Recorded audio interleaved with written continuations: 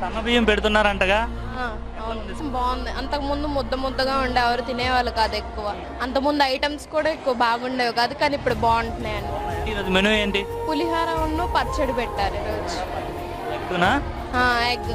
ఏంటి మెనూ ప్రకారంగానే పెడుతున్నారా, లేదంటే వాళ్ళకి ఏది పెడితే ఏది వస్తే అది పెట్టారు? కాదు, మెనూ ప్రకారంగానే పెడుతున్నారా? స్టూడెంట్స్ ఇష్టంగానే వచ్చి అందరూ తింటున్నారు. ఇప్పుడు తింటున్నారు, అంతకుముందు తినేవాళ్ళు కాదు ఎక్కువగా.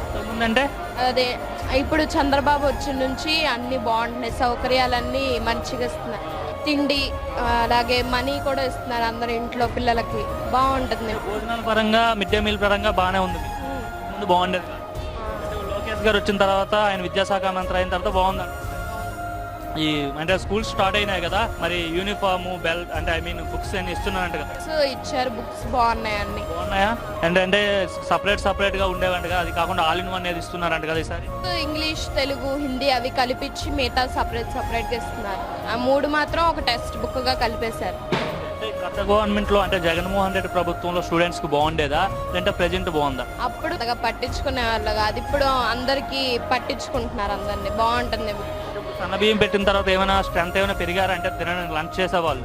ముందు స్టమక్ పెయిన్స్ అట్లా రేషన్ బియ్యం తినడం వల్ల ఎవరు ఎక్కువ తినేవాళ్ళు కాదు. ఇప్పుడు సన్న బియ్యం అంటే ప్రతి వాళ్ళ ఇంట్లో తింటుందే కదా, అందుకు తింటారు అందరూ. ఏం చెప్తారు లోకేష్ గారికి? అంటే మీకోసం ఇన్ని రిఫార్మ్స్ తీసుకొచ్చారు కదా, సో ఆయనకి ఏం చెప్తారు లోకేష్ గారికి?